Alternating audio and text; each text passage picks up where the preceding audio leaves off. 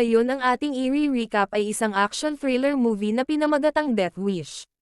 Ngunit bago ang lahat, please subscribe and click the notification bell upang ma-notify kayo sa aking mga paparating na uploads. Isang gabi sa Chicago, mabilis ang takbo ng sasakyan ng pulis patungo sa ospital, dahil nabaril ang isa sa mga opisyal. Agad itong isinugod sa surgery, at tinawag ng staff ang pinakamahusay na surgeon sa ospital na si Paul. Hiniling ni Paul sa isang doktor na tapusin ang kanyang trabaho, at nagmamadaling puntahan ang pulis, ngunit huli na at namatay na ito. Kinaumagahan, nag-almusal si Paul kasama ang kanyang asawa na si Lucy, at ang kanilang anak na si Jordan, na natanggap na sa kolehiyo sa New York. Pagkatapos, umalis sila para sa soccer match ni Jordan, kung saan suportado ni Paul at Lucy ang mga players. Sa soccer match, mayroong isang ama na nagagalit at sumisigaw sa players. Magalang na hiniling ni Paul na tumahimik ito, ngunit nagalit at nagsimula ng isang marahas na pagtatalo. Pinutol ni Lucy ang pagtatalo at pinaalis si Paul. Pagkatapos ng laro, pumunta ang pamilya sa isang kainan, kasama ang kapatid ni Paul na si Frank. Pumayag si Paul na pautangin si Frank, at tinukso siya ni Frank sa kanyang sweldo, na narinig ng valet na si Miguel. Narinig din ni Miguel na wala ang pamilya sa gabing iyon, kaya noong kunin niya ang sasakyan, kinunan niya ng picture ang address ni Paul. Sa gabi, naghahanda ang pamilya na lumabas para ipagdiwang ang kaarawan ni Paul, at niregaluhan siya ng isang magarbong bagong relo ng kanyang mag-ina. Gayunpaman, sa sandaling iyon ay nakatanggap si Paul ng tawag mula sa ospital, at wala siyang pagpipilian kundi pumasok sa trabaho, at ipagpaliban ang pagdiriwang. Si Lucy at Jordan ay nag-shopping na lamang, at pag-uwi nila, may isang kainahinalang van na nakaparada sa isang sulok.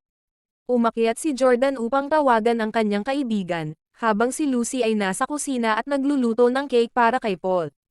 Biglang napansin ni Lucy ang kanyang cookbook na nagbago ng pahina, dahil sa hangin na nagmula sa bintana, na dapat ay nakasara. Isasara na dapat ito ni Lucy, nang natuklasan niya ang mga maputik na bakas ng paa sa sahig. Nang napagtanto na may nakapasok sa kanilang bahay, sinigawan ni Lucy si Jordan na bumaba, ngunit isang tao ang nakatago sa kanyang banyo, at nahuli si Jordan nang sinubukan niyang lumabas ng silid. Pagkatapos ay ibinaba si Jordan, at nalaman na mayroong 3 tao na nagbanta na papatayin si Jordan, kung hindi makikipagtulungan si Lucy. Dinala ng leader si Lucy sa safe para buksan ito, at inilagay ang lahat ng mahahalagang gamit ng pamilya sa bag. Sa kusina, sinabihan ng isa sa mga magnanakaw ang kanyang partner na huwag magpakatanga sa kutsilyo, kaya ibinaba niya ito bago siya lumabas para maghanap ng lubid. Nang maiwan sila ng lalaki, ginamit ng isa ang pagkakataong harasin si Jordan, ngunit nag-ambala ito nang bumalik ang kanyang partner dala ang lubid. Hiniling niya sa kasamahan na huminto na, dahil hindi iyon ang kanilang pakay, ngunit sa halip ay nagkaroon sila ng pagtatalo. Sinamantala ni Jordan ang pagkakataong kunin ang kutsilyo, at sugatan ang mukha ng isang lalaki, na nagresulta para saktan siya ng kasamahan nito. Bumalik si Lucy kasama ang ikatlong magnanakaw at nang makita ang kaguluhan, kumuha siya ng isang palayok ng kumukulong tubig, at itinapon ito sa mukha ng lalaki, bago sinabi sa kanyang anak na tumakbo. Gayunpaman, ang mga kriminal ay nagsimula ng bumaril. Sa ospital, nasa kalagitnaan ng operasyon si Paul nang marinig niya sa intercom, ang tungkol sa 2 papasok na babaeng pasyente. Hinayaan niya ang kanyang katrabaho na tapusin ang kanyang ginagawa, at nagmamadaling nagpunta para tumulong, ngunit hindi siya pinayagan ng ibang mga doktor. Sa oras na ipaliwanag nila kung ano ang nangyari, patay na si Lucy at si Jordan ay nasa surgery. Dahil sa hindi siya makapaniwala, pumunta si Paul upang suriin ang katawan, at nakita niya ang patay na asawa. Tinanong si Paul ng ilang mga katanungan ng detectives na sina Rains at Jackson, at gumawa ng isang listahan ng lahat ng mga bagay na ninakaw mula sa safe. Dumating si Frank at sinigawan ng mga pulis, dahil sa hindi pagseryoso sa mga kamakailang krimen sa lugar, ngunit sinabihan siya ni Paul na huminahon. Tiniyak ng mga detective kay Paul, na mahuhuli nila ang mga salarin. Sa sandaling iyon, ay inanunsyo ng isang nurse na nakalabas na si Jordan mula sa operasyon, ngunit nasa coma na kalagayan. Ang ama ni Lucy na si Ben ay nagsalita sa kanyang libing. Sa kanilang pagbabalik, inihinto ni Ben ang sasakyan sa gitna ng kalsada, at tumingin sa isang bagay sa lupa. Galit na galit itong bumalik sa kotse at nagmamadaling pumunta sa kanyang ari-arian, kung saan may dalawang mandarambong na nagsimulang tumakas. Lumabas si Ben at sinimulan silang barilin, ngunit nakatakas ang mga ito. Nabigla si Paul, ngunit sinabi ni Ben na hindi nila magagawang umasa sa polis, dahil dumarating lamang ang mga ito, pagkatapos na maganap ang isang krimen. Naiisip niya minsan na kailangang kumilos ang tao at kunin ang mga bagay sa sariling mga kamay, dahil walang maaasahan sa mga pulis. Pagkatapos ay binaril niya ang hayop na nasugatan ng mga mandarambong upang hindi na ito maghihirap. Habang nagmamaneho si Paul, nakikipag-usap siya sa telepono kay Rains, at nadismaya nang marinig na wala pa rin silang mga sospek. Dahil masama ang kanyang mood, sinigawan niya ang isang palaboy, na pilit na linisin ang bintana ng kanyang sasakyan. Binisita niya si Jordan at nakitang binabasahan siya ng kanyang kaibigan, at nagpapasalamat si Paul na may suporta ang kanyang anak. Sa pagdaan ng mga araw, nagsimulang mag-therapy si Paul. Ikinwento niya kung paano siya hindi makatulog sa kama, kaya sa couch siya natutulog. Naaalala rin niya ang kanyang malungkot na pagkabata, na sumakay sa tren ng mag-isa upang maiwasan ang kanyang ama, kaya't nagsimula na niyang gawin ang pareho ngayon, para lang makapag-isip. Ang bawat kainahinalang lalaki sa lansangan, ay nagpapaalala sa kanya ng mga lalaking pumatay sa kanyang asawa, at nagsisisi siya na nabigo siyang protektahan ang kanyang pamilya. Tiniyak sa kanya ng therapist na ang pagpapagaling ay isang proseso, at magtatagal ito. Lumipas ang mga araw ni Paul na nagbabasa para kay Jordan, pagsakay sa tren, at makipag-hangout kasama si Frank, ngunit karamihan ay malungkot na nakaupo sa sofa. Sa kalaunan ay naging mas maunawain si Paul, at nagbigay ng pera sa palaboy, upang linisin ang bintana ng kanyang kotse. Lumipas ang mga linggo at wala pa ring natatanggap na update si Paul sa kaso, kaya pinuntahan niya si Rains ng personal. Tinanong niya ang detective tungkol sa mga DNA sample, ngunit hindi sila tumugma sa sinuman sa database. Ang opisina ni Rains ay may lupon sa lahat ng mga bukas na kaso, na kasalukuyan niyang ginagawa, at maliit na bahagi lamang ng mga ito ang nalutas, na nagpapakita ng kakulangan ng resources, upang matugunan ang lahat ng ito ng maayos. Kinagabihan, papaalis na si Paul sa istasyon ng tren, nang mapansin niya ang dalawang lalaki na nanghaharas sa isang babae. Tinawag niya ang mga ito upang iwan ang babae, ngunit nagalit ang mga lalaki at sa halip ay binugbog siya. Pag-uwi niya, nanunood ng TV si Paul at nakatuklas ng patalastas ng isang lokal na retailer ng baril. Kinabukasan, pumunta si Paul sa retailer na iyon, at ipinakita sa kanya ng shop assistant, ang lahat ng iba't ibang mga armas na mayroon sila. Gayunpaman, dapat niyang punan ng isang bungkos ng mga papeles at kumuha ng gun safety class, hindi pa kasama doon ang mga security camera sa lahat ng dako, kaya sinabi niyang pag-iisipan niya muna ito. Makalipas ang ilang sandali, nasa ospital si Paul at inasikaso ang isa pang biktima ng pamamaril. Nang ilipat nila ang katawan para sa operasyon, may nalaglag na baril mula sa bulsa ng pasyente, kaya sinipa ito ni Paul sa ilalim ng operating table, para kunin ito mamaya. Nang makauwi na si Paul, sinubukan niyang iputok ang baril sa unang pagkakataon, ngunit tumalbog ang bala, at napagtanto niyang kailangan niyang matuto dito. Sa mga sumunod na araw, ginugol ni Paul ang lahat ng kanyang libreng oras sa panonood ng mga tutorial ng baril, at pag-aaral kung paano humawak ng baril. Pagkatapos ng maraming pagsasanay, naging mas okay ang kanyang paghawak at pagpapaputok ng baril. Isang araw, ipinatawag si Paul sa ICU at nalaman niyang nagkaroon ng seizure si Jordan. Lumalala ang kanyang kalagayan at malabong mabuhay ang anak. Nang mapansin kung paanong ang katawan nito ay nakatali sa kama para sa kaligtasan, nagalit si Paul dahil ang kanyang anak ay nakaposas, ngunit hindi ang mga kriminal na gumawa nito. Si Paul ay naghihintay gumabi upang kunin ang baril, at nagsimulang maglakad sa isang lugar sa Chicago habang tinatago ang kanyang mukha gamit ang hoodie.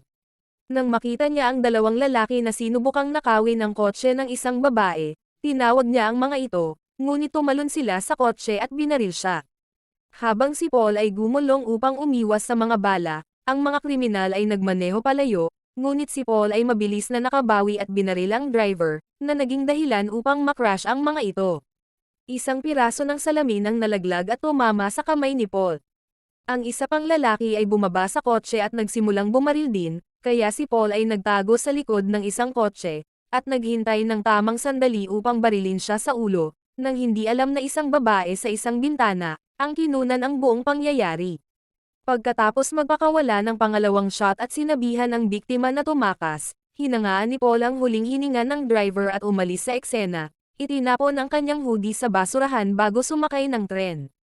Pag-uwi niya, ginagamit niya ang kanyang medikal na kaalaman upang gamutin ang sarili niyang sugat, pagkatapos ay natulog. Patuloy siyang nananaginip tungkol sa kanyang ginawa, ngunit ang gamot na ibinigay sa kanya ng therapist ay nakakatulong para makatulog siya. Ilang sandali pa, dumating sina Rains at Jackson para kumuha ng mga pahayag hinggil sa nangyari. Ang babaeng muntik ng manakawan ay lubos na nagpapasalamat, ngunit ang nag-video ng buong pangyayari ay iniisip na brutal ang gumawa nito. Sa kasamaang palad ay hindi nakikita ang mukha ni Paul sa video, pero naipost na rin ito ng babae sa internet. Pinanood din ito ng mga detectives, at napansin nila na nasugatan ang kamay ng shooter. Kinaumagahan, nakita ni Paul ang kanyang sariling video at humanga siya sa kanyang aksyon, kaya ang pagkakasala na nagdulot ng mga bangungot ay nawala. Hindi nagtagal ay naging viral ang video at nagsimulang talakayin ng media, kung mali ang kanyang ginawa o hindi, dahil nailigtas niya ang isang tao, ngunit siya din ay isang vigilante. Dahil sa kasikatan ng video na hinangaan ng marami, ginawan pa siya ng palayaw na The Grim Reaper. Sa ospital, si Paul ay nagsuot ng band-aid sa kanyang kamay upang itago ang sugat, at sa tuwing may mga pulis na dumaraan, itinatago niya ang kanyang kamay sa kanyang bulsa. Isang hapon, tinulungan niya ang isang batang lalaki, na biktima ng pamamaril ng isang local criminal. Dahil sa pagiging gentle at maunawain, inamin ng bata kay Paul na binaril siya ng isang dealer na kilala bilang The Ice Cream Man, at nakuha rin niya ang kanyang address mula sa kanyang cart. Pagkatapos ng trabaho, nagnakaw si Paul ng hoodie mula sa labahan ng ospital, at pumunta sa lugar na sinabi ng bata, kung saan nahanap niya ang ice cream man sa kalye. Hindi nag-aksaya ng oras si Paul at binaril ang lalaki bago tumakbo palayo, at sinamantala ng mga lokal na nakawin ang lahat mula sa maliit na cart. Ilang sandali pa ay dumating na ang mga detective sa pinangyarihan, at muli silang nakarinig ng mga kwento, tungkol sa isang lalaking naka-hoodie. Napansin ni Rains ang ilang mga bata na ginaya ang estilo sa pamamaril, at napansin niya na ginagamit ng bata ang kanyang kaliwang kamay. At naisip niya na ito ay marahil ang parehong The Grim Reaper sa nakaraang viral video. Pinag-usapan ng media ang muling pag-atake ng Grim Reaper, at pinanood ni Paul ang balita ng may pagmamalaki. Sa police station, sinigawan ng superior ang mga detectives, dahil pinahintulutan umano nito, ang ilang vigilante na umiikot at bumabaril sa mga kriminal, nag-alala na baka kopyahin siya ng iba. Ang tanging clue ng mga detectives ay kaliwete ang shooter, at hindi siya bihasa sa paghawak ng mga armas. Samantala, pumunta si Paul para sa isa pang therapy session, at sinabi sa kanya ng therapist na mas okay na siya ngayon, kaya dapat niyang ipagpatuloy ang anumang ginagawa niya. Makalipas ang ilang araw, si Paul ay nag-opera ng isa pang biktima ng pamamaril, at laking gulat niya nang matuklasan niyang si Miguel iyon, at napansin din niya na suot nito ang kanyang relo. Nawalan ng gana si Paul na isalba ang buhay ni Miguel, kaya ito ay namatay sa operating table. Ginamit ni Paul ang pagkakataong pumunta sa ambulansya at nakawi ng telepono ni Miguel, pagkatapos ay binuksan niya ito gamit ang malamig na daliri ni Miguel. Pagkatapos ding kunin ang kanyang relo, nagtago si Paul sa kanyang opisina at sinimulang tingnan ang mga larawan ni Miguel, at nakita niya ang larawan sa loob ng kanyang sasakyan. Patuloy pa niyang tiningnan ang mga larawan, hanggang makita niya ang isang tindahan ng alak, na isang front lamang para sa pagbebenta ng mga ninakaw na kalakal. Isinasaalang-alang ni Paul na tawagan ang mga detectives, ngunit sa huli ay nagpasya siyang gawin ang sariling imbestigasyon. Nang pumunta si Frank sa kanya, kinansela ni Paul ang kanyang mga plano, at sinubukang ilayo ang atensyon ng kanyang kapatid, mula sa sugat sa kanyang kamay.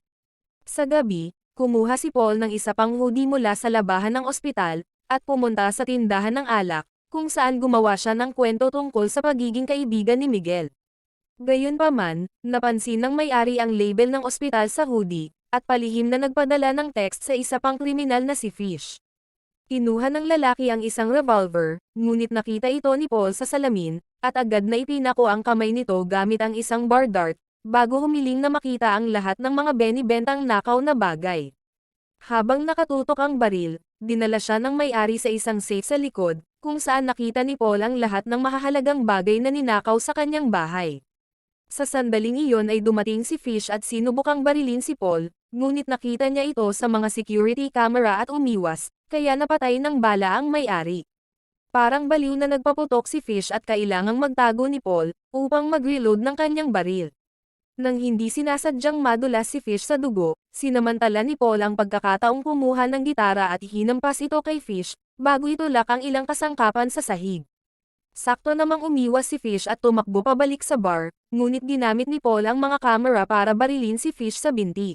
Pagkatapos ay tinapakan ni Paul ang binti ni Fish at tinanong kung sino ang pumatay kay Lucy, at sinabi ni Fish na ito ay isang mekaniko na si Joe, at ang address nito ay nasa kanyang telepono. Habang kinukuha ni Paul ang telepono, sinipa siya ni Fish at natamaan ang isang estante. Pagkatapos ay tumayo si Fish at itinutok ang kanyang baril kay Paul, ngunit nahulog ang mga bowling balls mula sa estante sa kanyang ulo, na nagbigay naman kay Paul ng pagkakataon na barilin siya, gamit ang kanyang sariling baril. Mabilis na kinuha ni Paul ang security hard drives at umalis, ngunit nahulog ang kanyang singsing sa kanyang paglabas. Pag-uwi niya, nanood si Paul ng video para matutunan kung paano sirain ang mga hard drives. Kinabukasan, mas lalo pang pinag-usapan ng media ang Grim Reaper, at naging viral ang sinumang nakakita sa kanya. Samantala, nagnakaw si Paul ng ilang mga syringes at gamot sa ospital, at bigla siyang binisita ni Rains at Jackson. Ipinakita nila sa kanya ang isang larawan ni Fish, at gayon din ang singsing, na kinumpirma ni Paul na kanya. Iniisip ng mga detective na ninakaw din ang singsing, kaya't pumunta lamang sila para ibigay kay Paul ito, at para sabihin ang good news, dahil nangangahulugan ito na maaari na nilang isulong ang kaso. Pagkaalis nila, sinira ni Paul ang telepono ni Fish. Nang maglaon, binisita ni Paul si Joe. Palihim siyang pumasok sa shop habang si Joe ay nasa ilalim ng kotse, at bigla niya itong pinatumba, gamit ang wrench. Nang magising si Joe, nakatali na siya sa ilalim ng kotse, at sinimulan siyang saktan ni Paul para sa impormasyon. Pagkatapos bigyan ni Paul ng injection si Joe, gumawa siya ng malalim na hiwa, at binuhusan ng brake fluid ang sugat, upang magdulot ng hindi matiis-tiis na sakit. Pagkatapos ng maraming pagdurusa, ipinaliwanag ni Joe na ang taong pumatay kay Lucy ay si Knox, ngunit walang pumupunta sa kanya, hintayin mo lang na si Knox ang lalapit sa iyo. Nagpasalamat si Paul kay Joe para sa intel at pinakawalan siya, ngunit sa paglabas ni Joe, hinila ni Paul ang isang kadina upang mahulog ang kotse kay Joe at namatay ito. Kinabukasan, pinuntahan ng mga detective si Frank. Napagtanto nila na ang lahat ng mga taong pinatay ng Grim Reaper ay ang mga pumatay kay Lucy, kaya gusto nilang makita ang kamay ni Frank. Samantala si Paul ay nasa ospital at bumisita kay Jordan. Nakita niya sa balita na may mga gumagaya na sa kanyang ginawang pagpatay ng mga tao, gamit ang kwento ng Grim Reaper. Sa sandaling iyon, si Paul ay nakatanggap ng tawag mula kay Knox, na humiling sa kanya na magkita sila sa isang club, sa loob ng 30 minuto. Habang umalis si Paul papunta sa club, pumunta si Frank sa bahay ni Paul, at pumasok pagkatapos na walang sumagot sa doorbell. Pagpasok niya sa basement, nakita ni Frank ang lahat ng mga bala, at ang mga palatandaan ng depressed na buhay ni Paul, kaya napagtanto niya na si Paul ang Grim Reaper. Pumunta si Paul sa club at nag-message kay Knox, na nagsasabing nandoon na siya. Sinabihan siya ni Knox na magkita sila sa banyo, kaya pumunta si Paul doon at tinawagan ang cell ni Knox. Sinundan niya ang tunog ng telepono at sinipa niya ang isang stall, at nakita niya ang telepono doon. Sa sandaling iyon ay lumitaw si Knox mula sa likuran, at habang ginagamit ang isang sibilyan na panangga, nagsimula siyang mamaril na parang baliw, at pumatay ng mga random na tao nang walang pakialam. Natamaan din si Paul at nagtago siya sa isa sa mga stall, habang nagsimula rin siyang bumaril kay Knox. Pagkatapos ay pinaputukan niya ang power box, at nang namatay ang mga ilaw, nakisabay siya sa mga tao upang makatakas. Makalipas ang ilang sandali, nakatanggap ng tawag ang mga detective tungkol sa club shooting, at pumunta sa ospital kung saan sinabi ng isa sa mga biktima, na nakita niya ang shooter. Ang biktimang ito ay si Knox, na nag-alok ng maraming detalye, at naging sanhi ng mga detectives na pumunta sa opisina ni Paul, ngunit wala siya roon. Samantala, si Paul ay nagtago sa isa pang silid ng ospital, at inasikaso ang kanyang pinakabagong sugat, gamit ang glue at stapler. Pagkatapos ay umuwi siya at nakita si Frank doon, at kinumpronta siya tungkol sa kung gaano siya naging baliw. Ipinangatuwiran ni Paul ang kanyang sarili, sa pagsasabing kailangan niyang gawin ang bagay, dahil walang ibang gagawa kundi siya. Ang kanilang pag-uusap ay biglang naputol nang mag-doorbell ang mga detectives, kaya pinagbuksan ito ni Frank at sinabi sa kanila na wala si Paul. Hindi naniwala sa kanya ang mga detectives, ngunit wala silang nagawa dahil wala silang warrant at umalis na lamang. Sa sandaling iyon, nakatanggap si Paul ng tawag mula sa ospital, na nagsabing nagkamalay na si Jordan. Nagmamadali si Paul na pumuntang ospital, at kailangan niyang sabihin sa anak na patay na ang kanyang ina, na naging sanhi ng breakdown ni Jordan. Ngayon na okay na si Jordan, ipinangako ni Paul kay Frank, na hindi na siya magiging vigilante pa. Lumipas ang isang linggo at sa wakas ay pinahintulutan na si Jordan umuwi, at dumating ang mga detectives upang magtanong sa kanya, ngunit walang maalala si Jordan mula sa gabi ng pag-atake. Nang pumasok sila ni Paul sa elevator, pumasok din si Knox, at hindi siya pinansin ni Paul para sa kanilang kaligtasan. Nakipag-usap si Knox kay Jordan, at nang sila ay makaalis, sinabi ni Knox na magkikita pa silang muli. Nang makitang isa itong banta, bumalik si Paul sa tindahan ng mga baril, at legal na bumili ng ilang armas. Kinagabihan, naghanda si Jordan para matulog pagkatapos ng hapunan, ngunit biglang may nakita si Paul sa labas, at sinabihan niya si Jordan na pumasok sa ilalim ng hagdan at tumawag sa 911. Sa sandaling iyon ay pumasok ang isang lalaki sa likod ng pinto, at pumunta sa silid ni Paul at binaril ang kama, ngunit mga unan lamang ang mga ito. Sinundan naman ng isa pang lalaki ang ingay ng shower, ngunit isa rin itong bitag, at binaril siya ni Paul sa ulo. Nang dumating ang isang lalaki upang tingnan ang kasamahan, nagtago si Paul sa tabi ng patay na katawan, at mabilis na bumaril muli, na naging dahilan upang mahulog ang lalaki sa first floor. Pagkatapos ay nakarinig si Paul ng ingay sa basement kaya bumaba siya, ngunit binaril siya ni Knox sa balikat, dahilan para mahulog siya sa sopa. Sa sandaling iyon, lumabas si Jordan mula sa hagdan at sumigaw, kaya na-distract si Knox. Ginamit ni Paul ang pagkakataong ito para pindutin ang isang buton sa kanyang mesa, para sa kanyang nakatagong baril, at ginamit ito para tuluyang patayin si Knox. Nang sa wakas ay dumating ang pulis, sinabi ni Paul sa mga detectives na nakuha niya ang lahat ng kanyang mga sugat sa gabing iyon, at nakuha niya ang lahat ng kanyang mga armas ng legal pagkatapos magising si Jordan, upang protektahan siya mula sa muling pananakit. Sinabi rin niya na ibigay niya ang kanyang mga armas, na nagpapahiwatig na tapos na siya sa pagiging isang vigilante. Hindi naniniwala ang mga detective sa kanya, ngunit sila ay nasiyahan at kontento sa naging resulta, at nagpa siya na pabayaan na lamang ang bagay na ito. Makalipas ang ilang mga araw, ibinaba ni Paul si Jordan sa kolehiyo sa New York City, kung saan naghihintay na ang kanyang kaibigan. Habang pabalik siya sa kanyang sasakyan, nakita ni Paul ang isang lalaki na nagnakaw ng isang bag mula sa bellhop's cart, at hindi niya maiwasang tawagin ito habang tinutukan niya ng finger gun. At dito nagtapos ang kwento. Hanggang sa muli, maraming salamat sa panonood.